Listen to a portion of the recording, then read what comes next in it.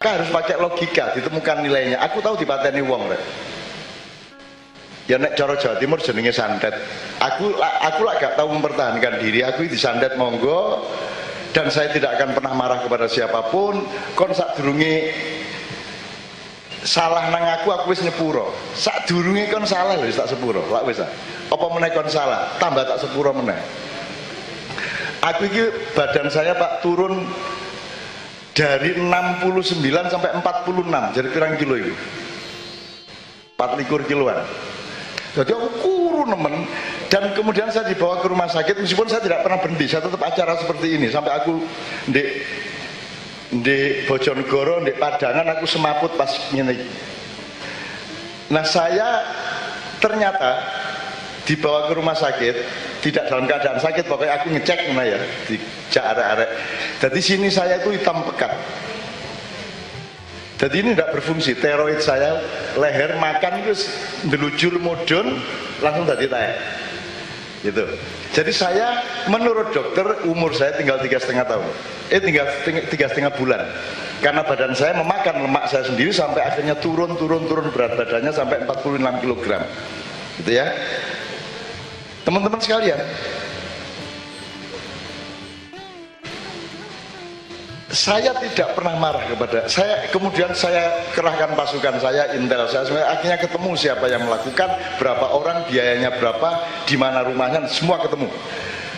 Dan saya tidak pernah bilang sama mereka bahwa saya tahu mereka membunuh saya. Sampai hari ini saya tidak pernah bilang. Sampai hari ini saya tidak pernah melakukan tindakan apapun kepada mereka. Dan saya tetap junjung mereka. Kalau pas di panggung mereka ada datang, saya naikkan panggung. Jadi teman-teman sekalian, saya ingin mengatakan sama Anda, sedih kayak apapun, masalah kayak apapun, temukan hal-hal yang membuat Anda bersyukur. Yaitu kalau Anda menghadirkan Allah di dalam kasus Anda itu. Menghadirkan Allah itu maksudnya, loh nek melarat itu elek ta? Lagak sih.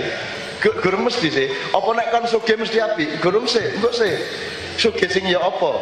Robun Gofur tagak gitu kan? Jadi ukuran hidup ini bukan kaya miskin, pejabat atau orang kecil, bukan. Saya tidak pernah jadi apa-apa dan saya tidak pernah urusan sama saya tidak jadi apa-apa. Artinya aku gak merasa rendah, aku gak merasa tinggi nang sopo-sopo. Kan begitu deh. Jadi saya selalu bersyukur. Semua saya syukuri. Aku cek umbah-umbah sampai saiki, aku cek asa-asa. Aku ganti pembantu karo Mbak Novia, karo anak-anakku ganti pembantu. Aku cek umbah-umbah. Aku cek korah-korah. Tiap hari saya korah-korah. Pagi, siang, sore korah-korah. Dan itu tidak pernah saya rasakan sebagai nek wong lanang kan kurang ajar, wong lanang budayawan nasional, kiai terkenal dikongkon korah-korah, gak ngono. Gak. Saya mensyukurinya, ya Allah, alhamdulillah. Sopo sing iso coba ketua MUI Jakarta nek wani asa-asa, aku wani, ngono aku. Aku jek kendel lho korah-korah rek. Bakal aku nek korah-korah ruwesi wis sampai bolongan-bolong tak. Wuh tak. Lho temenan, karena saya menikmati loh. Saya ini sedang merubah keadaan kotor menjadi bersih. Kurang mulia piye? Umbah-umbah lah yang saya kotor didadakno bersih, kurang mulia piye? Itu kan pekerjaan yang sangat mulia, sangat mulia. Dan saya fokus di situ. Waduh, pokoknya rusuh tak resiki. Dan saya melihat rusuh apapun di masyarakat saya resiki, bisa-bisa saya. Meskipun tidak semuanya bisa saya lakukan. Jadi Mas, sekali lagi temukan hal-hal yang membuat engkau bersyukur kepada Allah, dan itu banyak sekali sebenarnya. Ya Mas ya. Oke. Kemudian cerita mengenai bupati dilempar sandal mang, itu kan juga dialektika seperti yang ditanyakan oleh sahabatnya iblis dan ponakane setan gimana? Diare. Gini, ada dua hal. Yang pertama gini, aku dewe gak tahu musuhan karo iblis, aku gak tahu musuhan karo setan. Loh, dia ndak berani ganggu saya kok. Lapo tak musuhi? Saya musuhan sama dia kalau dia ganggu saya. Dia ganggu apa karena aku kan aku ganggu apa katene? Apa? Kok ngomong korupsi ndasmu ta? Kok ngomong apa? Nang arek wedok apa aku wis tuwek, bojoku ayu. Kan nggodho apa nang aku? Kan nggudo apa nang aku gak njaluk dunya, aku gak tahu melamar jadi apa-apa, aku gak tahu njaluk nang Indonesia, aku gak tahu nguber jabatan, gak tahu nguber harta, gak tahu nguber apa saja, aku gak urusan karo kabeh iki. Kon kate ganggu apa tan ngono. Jadi saya tidak musuhan. Untuk apa saya musuhan sama setan? Bahkan aku sekali-sekali ngimami, ayo setan sing kate melok mesisan kene ngono aku. Melok jamaah. Aku takon, setan gaenane sapa? Kalau ada hamba Allah, ciptaan Allah, mengabdi kepada Allah, seneng enggak kamu?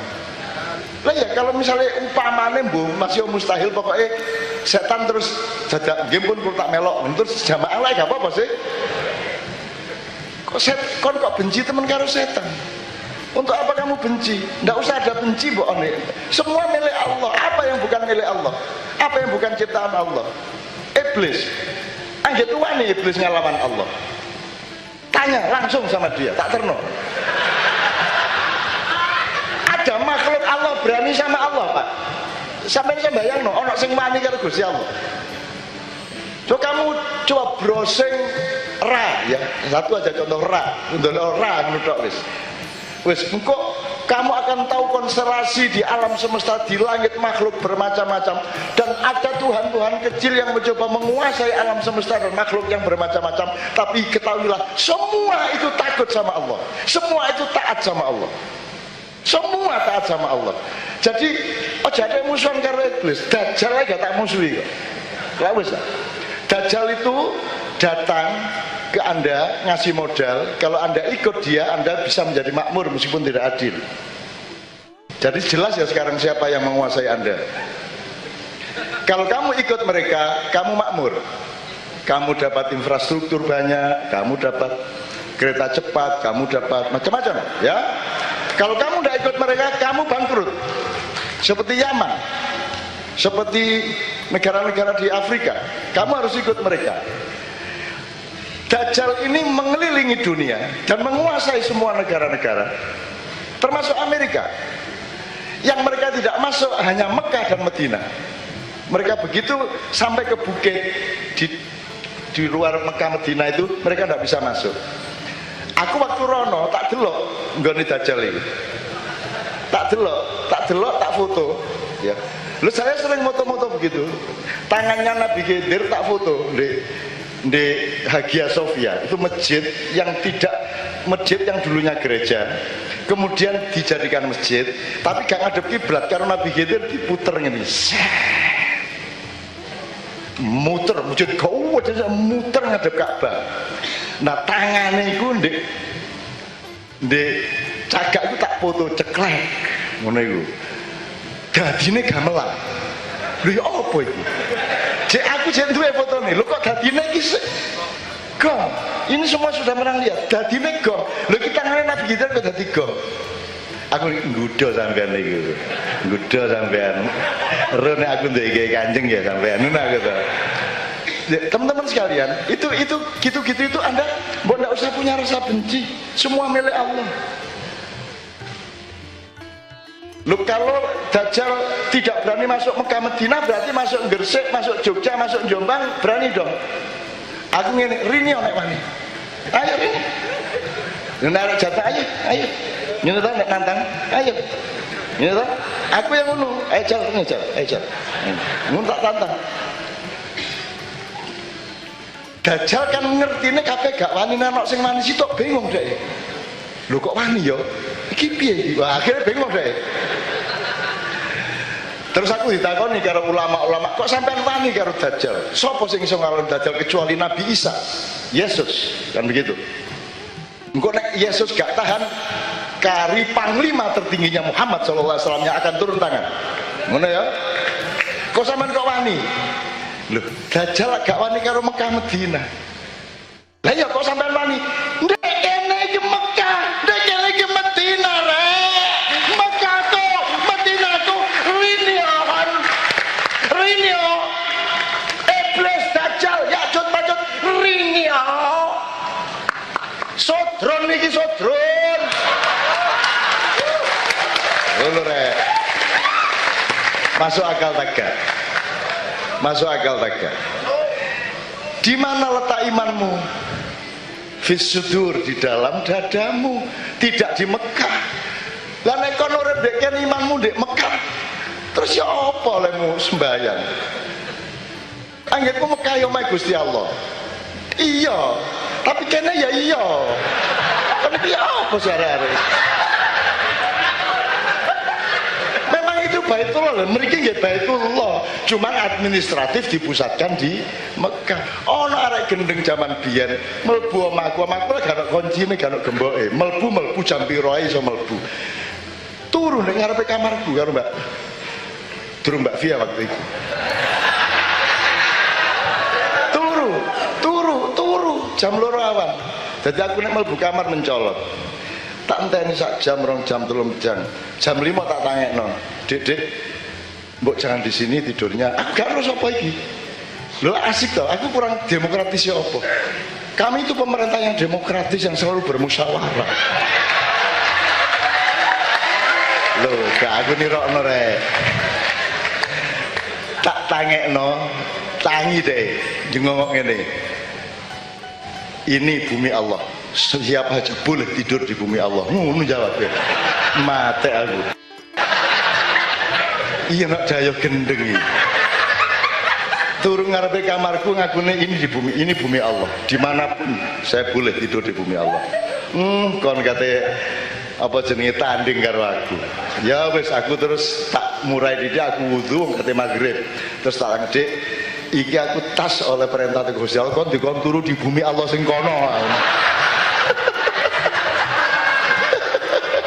Bingung deh, enggak ayo kan. Anggitmu bumi Allah ngarepe kamarku tok ndek kono ya iya. Kalau jadi akal-akalan karena aku kan. Ngono ya Rek ya. Supaya Anda cerdas ya. Tadi bersyukur itu butuh kecerdasan loh. Butuh kecerdasan. Kamu mengerti secara pikiran hubungannya karena Allah ya apa, dunia akhiratnya ya apa, pasti akhirnya kamu bersyukur. Pasti bersyukur. Kan gitu. Oke. Jadi itu yang pertama soal iblis segala macam. Saya paham itu. Tapi nggak usah wasilah sama iblis. Aku gini loh. Yang jadi kontroversi atau khilafiyah itu kata wasilah. Jadi wasilah itu artinya tempat lewat ya, Fib ya. Jadi Anda berdoa tapi imbal-imbalan nang sesopo Kanjeng Nabi terus Allah ngono to. Nah aku duwe saran sing rada siji. Aja disebut wasilah. Kon nang kuburan dongakno ngene. Wis, aja njaluk apa-apa. Dongakno ngono ae. Lho, gitu menan iki. Dongakno. Kan Kanjeng Nabi kan yang anu to, iki contoh to. Lil muslimina wal muslimat wal mu'minina wal mu'minat al ahya'i minhum wal amwat. Wis to sah to, berarti mendoakan orang yang sudah meninggal. Wis kon runu dongakno. Aja nek njaluk. Aja meneh kok nang Mbah Maulana Malik Ibrahim, aja meneh kok nang Mbah Ainul Yakin. Nang Gusti Allah ra bingung aku. Nek njaluk iku, ya nek pas njaluk terus Gusti Allah gak jawab ngene. Kurang apa aku gak ikon? Njaluk, ngono ya apa kon ayo. Ayo, lah iso ta? Logis gak? Terus kon gak njaluk blas, terus Gusti Allah moro meneh. Kon kok sumbung gak njaluk nang aku. Ayo apa kon ayo. Ayo, bener tak gak? Begitulah kemesraan kita dengan Allah. Itu namanya kemesraan bojo kayak ngono sih. Gak diambung ngambek. Alah, gak sayang pisan. Begitu diambung alah apen-apen. Lah ya apa sih? Mulane Pak Kosim ngomong ngurusi bojo sitok engel gak karu-karuan. Apa mengurus 1 juta 300 pira mau? 10 lho toh. Itu kemesraan kalau kamu memahaminya dengan logika dan hukum, kamu pecah ndasmu. Pahamilah sebagai logika cinta. Wong cinta iku ngono iku. Cinta itu yang ngono-ngono iku cinta. Wong lanang karo wong wedok wis 30 tahun rabi, iku jek takon barang sing dhek wis terus. Ini gunungnya siapa, Dik? Loh. Wis 30 tahun iki nek wong wedoke rada formal kan susah. Lho sik biyen sampe karo niki nek sampean lho ya apa sih Dik? Ya ojo jawabe ngono kok jawab iki apen-apen. Ya punya emas dong ngono ta. Lah nek bojone formal lah ngeluh sampean. Jenenge cinta iku ngono iku. Jadi ini ulama-ulama sekarang, ustaz sekarang banyak tidak memahami bahasa cinta. Bahasa cinta itu dialektikanya seperti itu, mesra iku ngono iku. Kemesraan itu ya kudu rada apen-apen dede, gitu kan. Kon tak sawang-sawang tambah suwe tambah ayu lho, Dik. Pada lele. Itu jenenge cinta kok. Gitu betul. Nah, menurut saya sama Allah itu juga gitu. Dirasakno kon kira-kira wajar takjak nek njaluk. Apa meneh kok njaluk sampai wasilah-wasilah. Nek menurut aku enggak tahu wasilah. Aku njaluk langsung nang Gusti Allah. Aku iku sakno karo sing tak wasilah. Nah aku ngono iku, sakno aku karo Nabi Isa gak tega kok. Sakno wong situ iku di Gusti Allah lho, sakno aku. Nyun sewu Bu Pendeta. Aku gak tega. Jadi saya itu bondo urip iku rasa bersalah dan tidak tega hati ngono lho, Dik. Jadi menurut saya kalau saya gak usah wasilah dan kepada Allah pun berdoa bukan meminta. Ma makna doa. Dakwah dari dakwah da'a yad'u da'watan wa huwa da'in, ya ta? Itu dari satu famili kata da'a yad'u du'a, dakwah satu famili. Jadi kalau sesama orang horizontal namanya dakwah, kalau kepada Allah namanya doa. Doa itu duduk njaluk. Asline njaluk itu yatlubu, ana atlubu, saya meminta. Nek doa itu aku memanggil. Adauka, aku memanggilmu. Nah, manggil ini tergantung posisinya toh Pak Bupati. Sampean nek karo karyawan kan nimbali. Nek karyawan karo sampean mosok nimbali. Aku tak nimbali bupati sik lho, gendeng tukang sapu iki. Pak Bupati ditimbali. Nah, kan sama-sama memanggil, tapi yang bawah ke atas namanya apa jenenge Pak?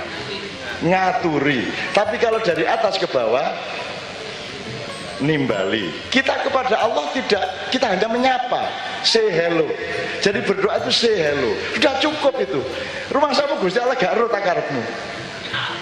Gak usah kok omong neruh deh. Engko nek Gusti Allah pas kaya aku ya apa? Wis gak usah dawa-dawa, aku wis ro kok njaluk dhuwit. Wis dawa-dawa kadek Obama digawa. Obama atina fid dunya hasanah wae. Karuan ngono.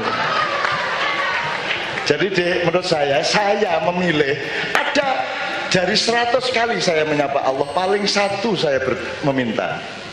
Saya loh ya. Tapi awakmu gak kudu kayak aku. Saya gini, aku nyopo Pak Bupati, angger iki tak telepon, tak SMS, tak WA, tak BBM, aku rene tak parani, tapi aku gak tau njaluk apa-apa. Terus ono koncoku angger ketemu njaluk. Sampeyan luwih seneng ndi? Sing gak njaluk ta sing njalukan? Yang gak minta. Yang tulus-tulus saja menyapa. Justru sampean ingin memberi kepada orang yang tidak meminta, betul enggak? Aslinya nak ngono. Kon gak percaya kon njaluk tadi kei 1.000 man. Lah gak njaluk sih. Justru beliau itu punya niat memberi karena kamu tidak pernah meminta. Ngono nek aku deh. Ya tapi itu ada saat-saat rodok darurat yang jaluk temen ya gak masalah. Darurat. Loh, situasinya berbeda-beda, mulane kon kudu peka terus-menerus sama Allah itu dititani terus. Iki Gusti Allah ya apa ya nang aku ya apa ya kira-kira kok titani terus. Nek kon titan nang Gusti Allah, insya Allah berjalan bersama Allah Subhanahu wa taala dalam hidupmu. Ngono ya rek ya. Ada satu cerita. Ya nek menungso kan anjane karep iku ya geragas tok lah isine. Menungso iku. Ditawani iki teh ta kopi rek. Iya teh nggih kopi. Ngono ta? Kanjeng Nabi, ya ayuhan nas inna hadza yaum laisa yaumul malhamah walakin hadzal yaumul marhamah. Rasulullah menawan dengan pasukannya di Mekah 6.000 pasukan musuh. 6.000 pasukan musuh. Tapi langsung dibebaskan, bahkan diberi harta benda. Ono sing dikai wedhus, ono dikai emas, ono dikai unta dan seterusnya, sampai pasukan Islam. Monggo Bapak. Sampun dicek Bapak. Murane rek enak guyon murah. Lha nek ngilak akeh bahan apa? Akeh bahan ngene guyon ya. Nek akeh bahan guyon uripmu enak wis ta rek ya. Oke. Terus Rasulullah ngekei kalah perang malah dibebaskan, malah dikai harta. Pasukan Islam dhewe gak oleh apa-apa, akhir demo nang Kanjeng Nabi. Ya napa Kanjeng Nabi karepe? Niki kula perang setengah mati bersimbah darah. Malah sing kalah niku sampean sepuro, sampean bebasaken, malah sampean sangoni. Kula mboten sampean sangoni. Terus Kanjeng Nabi ngomong, iki sing wis krungu aja kondo-kondo. Selama kalian kenal saya sudah lama atau belum? Terus mereka menjawab, ya sudah lama ya Rasulullah. Selama kalian kenal saya, menurut kalian apakah aku mencintai kalian? Terus mereka menjawab, ya Rasulullah, engkau sangat mencintai kami. Oke, sekarang pertanyaan terakhir, kamu milih mana? Saya kasih unta, saya kasih emas, atau saya kasih cinta saya? Ngono kan?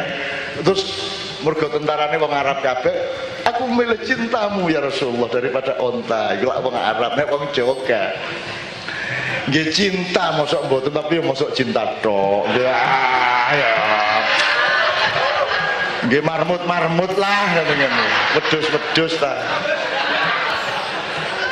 Oh, nek wong Indonesia ngono iku, gitulah. Dulu ya, jadi sudah ya. Sekarang yang belum terjawab apa tadi ya? Yang belum terjawab. Wis kabeh ya.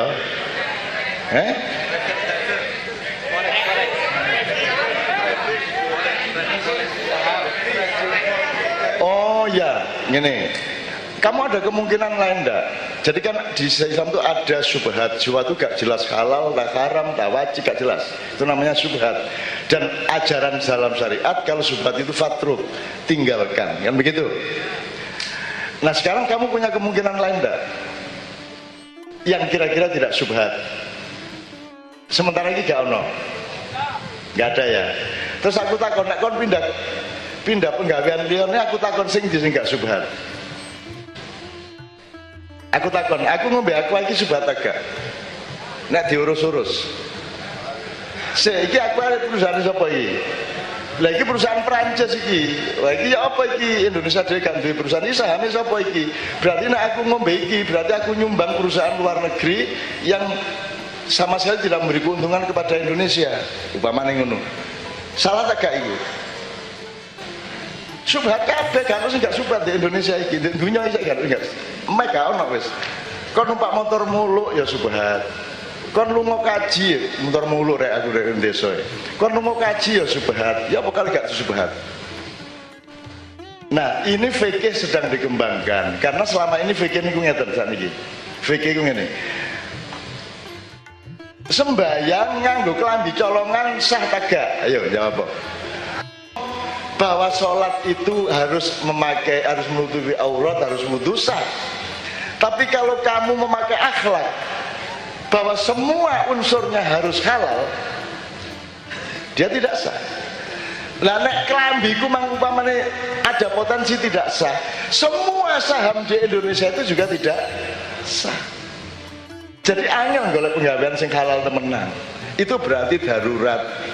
Ngono nek sing asli ya gak ada uang. Sekarang misalnya dolar Bu ya, Bu Pendeta ya. Mestinya transaksi internasional tidak pakai dolar tapi pakai uang yang diciptakan oleh PBB atau Bank Dunia. Bank Dunia punya mata uang sendiri, dia objektif di tengah-tengah menjadi penyeimbang dari seluruh mata uang di dunia. Sekarang kan pakai dolar. Itu sama dengan Mekah. Mekah seharusnya yang mengurusi adalah seluruh umat Islam di dunia, bukan Arab Saudi. Saudi kan cuma bagian dari umat Islam, kan gitu. Mestinya Mekah Medina itu diserahkan kepada organisasi Islam sedunia, kan ngono. Nah selama ini nek lu mau kaji berarti kan rodok syubhat. Wong kudu duduk TE kok. Apa Rasulullah datang untuk orang Arab? Rasul datang untuk semua umat manusia. Jadi nek diurus-urus itu ya gak sah. Tadi kanok sing sah. Nah di dalam Islam nek kon mangan daging sing halal gak ono babi, ya mangan babi gak apa-apa, darurat kok. Ngono Dik. Jadi wis gak usah kok pikir iku mang. Ya, terus gak usah kau pikir terus, no, wis lumayan penggaweanmu kok hilang meneh kapok lho, bangkrut meneh lho. Ancane angel sih. Loh, mungkin Gresik tidak, tapi apa Anda pernah mendengar ada pilkada tidak pakai money politik? Mungkin Gresik tidak lah, katakanlah ya. Walau alam ya. Loh, kalau pakai money politik itu halal enggak? Enggak. Katakanlah enggak halal, enggak haram, namanya syubhat. In between.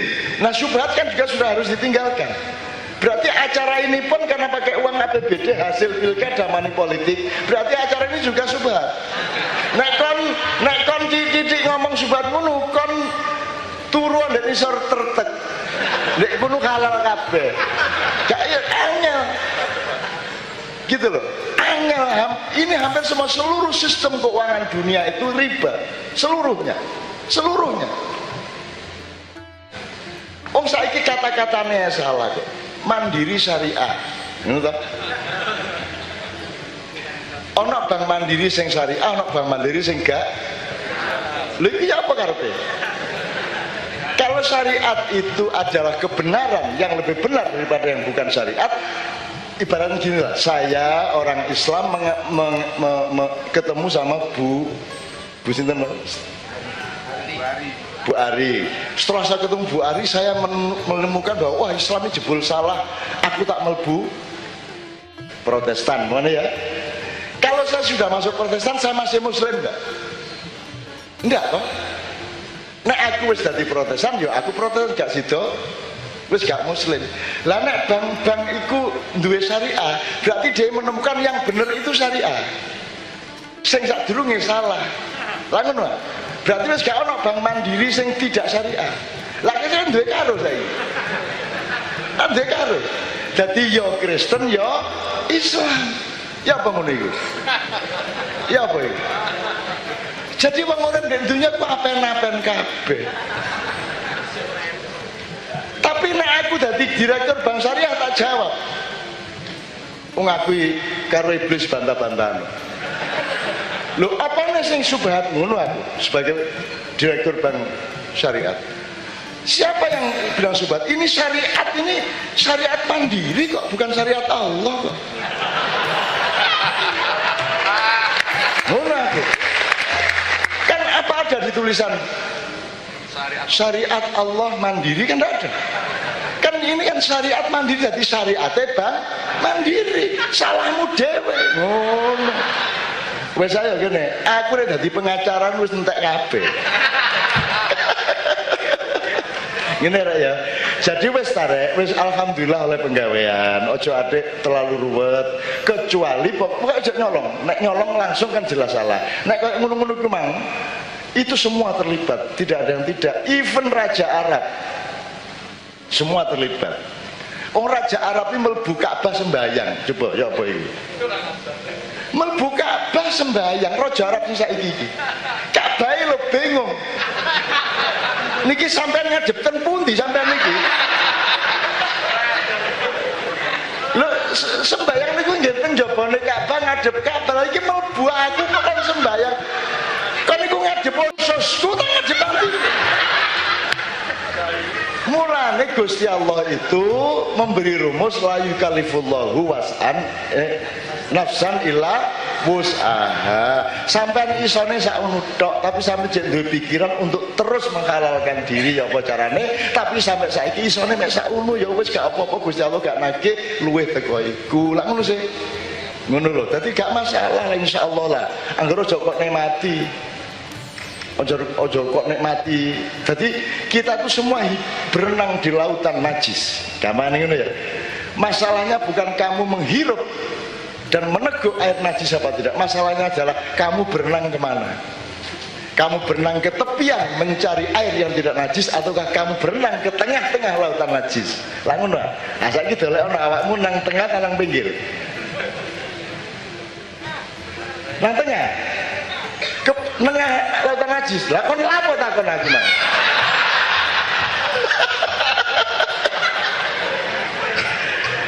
Jelas ya mas masalahnya ya.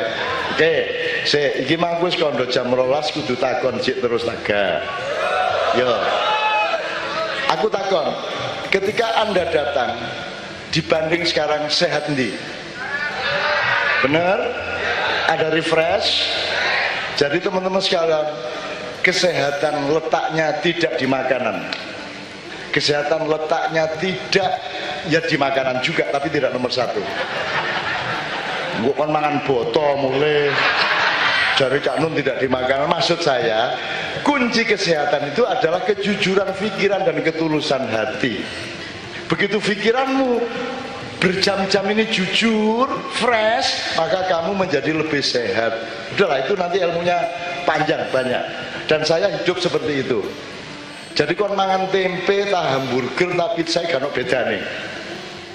Wong buktine 4 sehat 5 sempurna kene gawe 40 tahun saiki dibatalno, ternyata gak ono 4 sehat 5 sempurna iku dobel arek-arek iki. Kene wis kadung medendeng-medendeng gedean ada gak sida adane. Wong aku ket biyen gak tau bergizi makanku, ket biyen wis ngono tok. Wong mangan iki janjane terbiasa cilik ngemut boto wis boto cukup. Asline. Temenan iku asline ngono.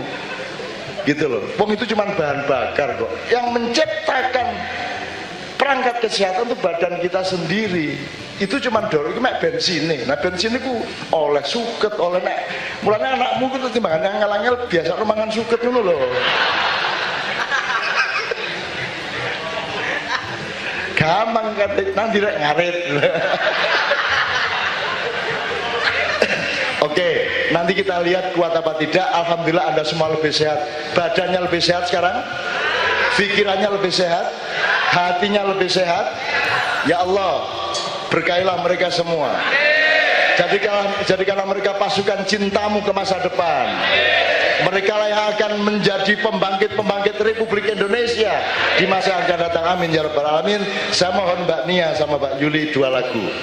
Ya, kita mang suara lanang terus, bosen. Saiki suara wedok, cek arek-arek kono bagian astagfirullah, kono bagian subhanallah. Allahu Akbar. Alhamdulillah.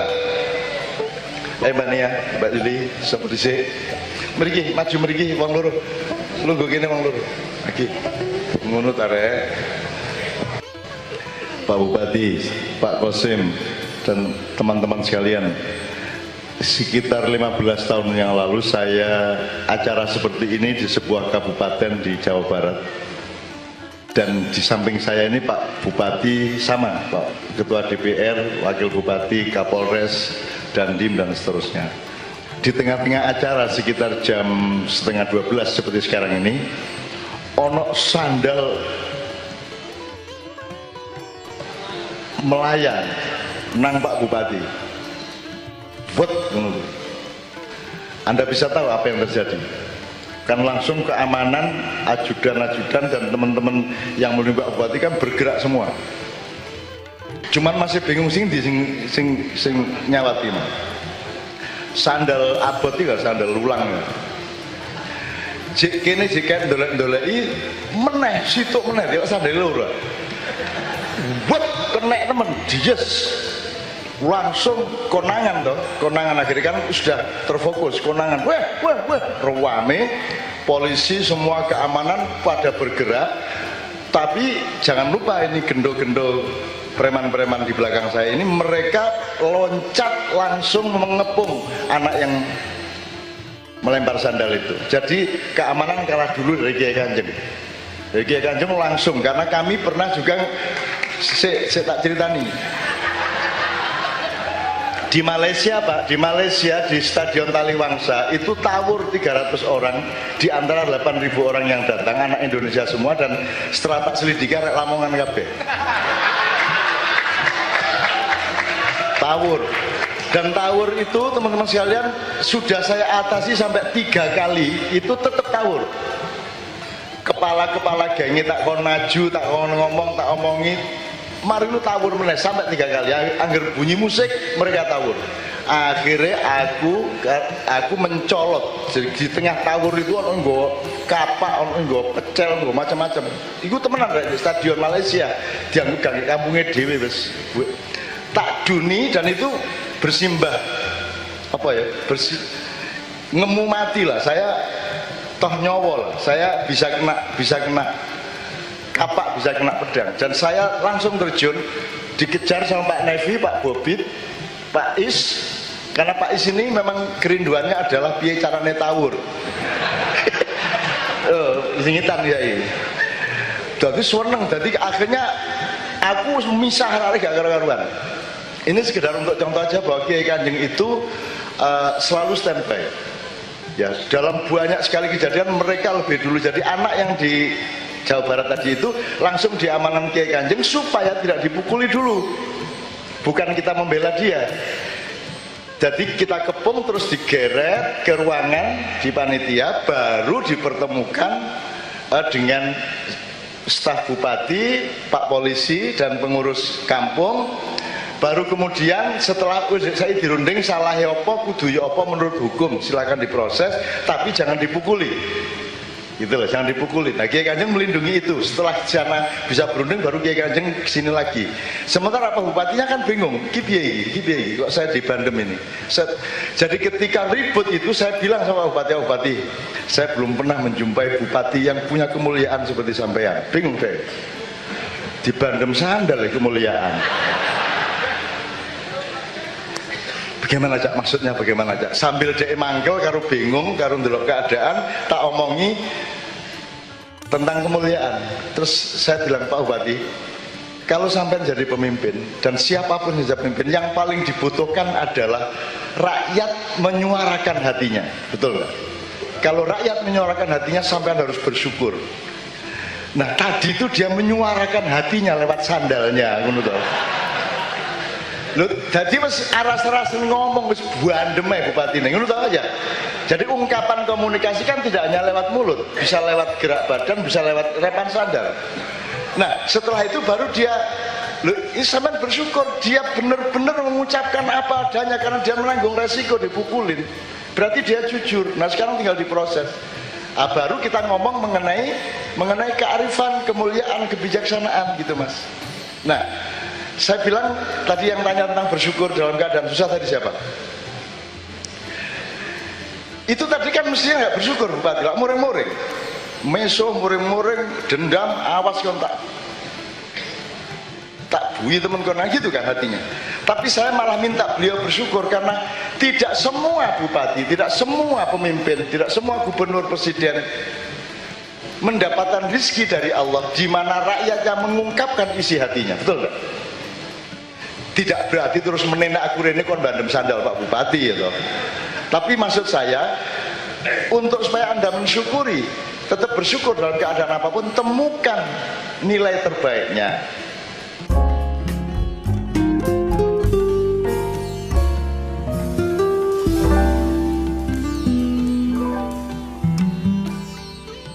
Selamat datang di Frekuensi Makrifat.